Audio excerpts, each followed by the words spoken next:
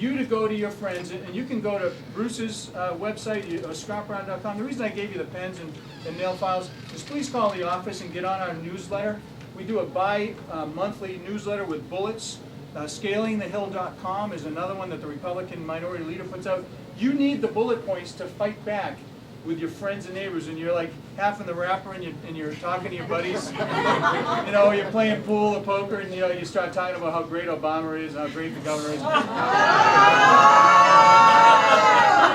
not you, but they do, and you have the ammunition to say, yeah, but what about A, B, C, and D? Can't get personal, just get factual.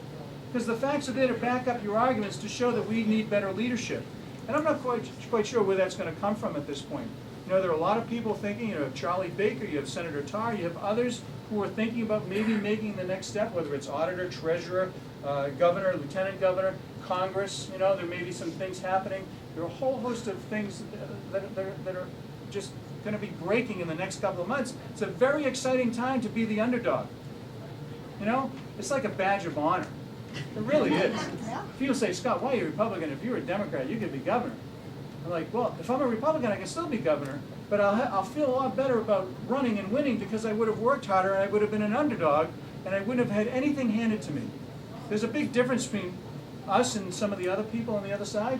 We have like 98, 99% voting records. Some of our colleagues, they have like, you know, very poor voting records. They have criminal records. And they're reelected, and they're unopposed. They can use those files. So, yeah.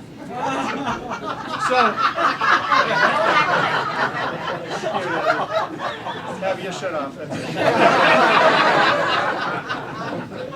And you all have great senses of humor, and that's very important. And I want to just thank you for including me and allowing me to come and speak.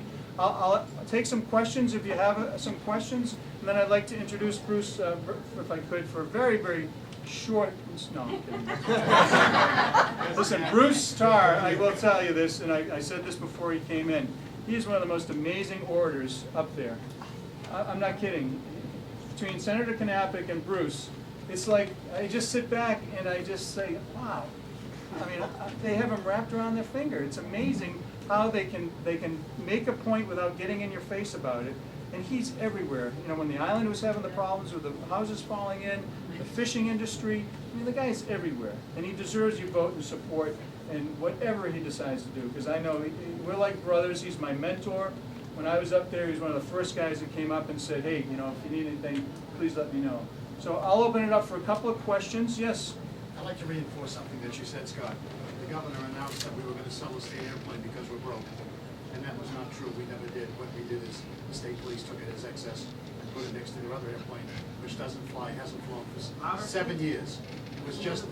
He was commenting how the governor took the his airplane and put it next to the state police airplane and saying that they needed the money, but they haven't done anything with it. They can't, because you can't fly it. You needed so much work to fix it up. We couldn't fly it. They don't have it. It's going to sit there another few years. The governor also promised us all kinds of stimulus money. He said you're going to get new terminals, you're going to build new runways, we may even build a new airport. Let me tell you the bottom line what we did. We sealed cracks. One company, this is all the stimulus money, one company got a contract, and we are now sealing cracks at 3 airports in the entire state. We were promised millions and millions of federal dollars.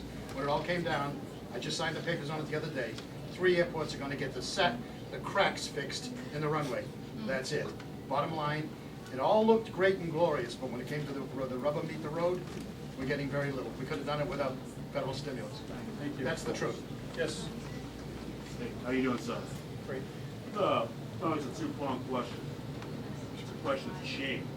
You got to speak up too, because I'll speak up real loud. You're an Army guy, so speak up. I'll speak up.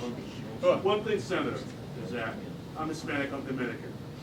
2002, 2004, I go to Orlando, it's a town Orlando. 90% of those people are Hispanics from the Merrimack Valley. They all had signs, Bush for governor in 2002, Bush for president in 2004. I go up there and go, you know, when you guys were up in Lawrence and Haverhill, why didn't you vote Republican? Because nobody approached us. We're 3 or 4 election cycles. I'll put it to you this way, folks. As many of you that are in this room, that's how many cousins I have. I'm on the other side of the fence.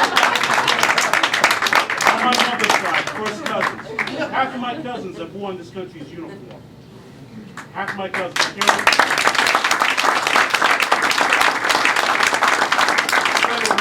We have 3 to 4 cycles. 3 to 4. Well, if we don't get Hispanics now, it's over. It's done with. They'll become lock, stock, barrel, a wholly owned subsidiary of Democrats. I had an elected official in Lawrence tell me we're the Republican wing of the Democratic City Committee. We're going to lose these people. It's going to take, part of my expression, balls to get out there and talk to them. And nobody up there on the hill is doing that. Well, thank you. You and I have spoken. We'll speak again after. Thank you. Anyone else? Scott, can you talk about, in Newburyport, when the money came through for the schools, because we fully funded our schools, we didn't end up with any money. I know the system's kind of archaic and broken. Can you talk a little bit about that? I will defer to Senator Tarr on that since this is his district, so I'll table that one. Any other questions for me? Yes? I asked the Congressman attorney when he was here in City Hall and past month, the exact date. I asked him explicitly where does the Constitution give the authority to the legislature to fund out bailout money to the states. And there have been some out there who have been circumvented by their own legislature in trying to deny the bailout funds to the state. And from a traditional Republican standpoint, would we want to do our best to keep the money out of our state? And my question is, why did we accept it? Well, he's asking, if you didn't hear it because of the air conditioning, why Massachusetts has accepted federal stimulus dollars.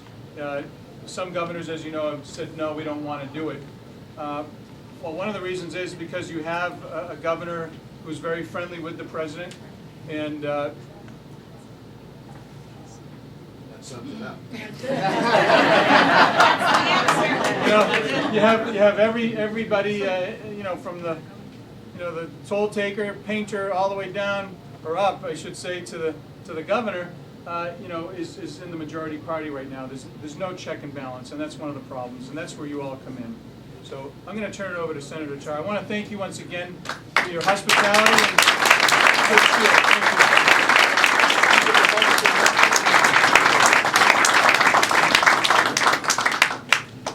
Larry, I gotta ask for permission first. Is it okay if I have the floor for a minute? Because Yeah. I actually have been reaching into this box. I got pens, I got files. I've been taking as many as I can because we actually need these at the State House.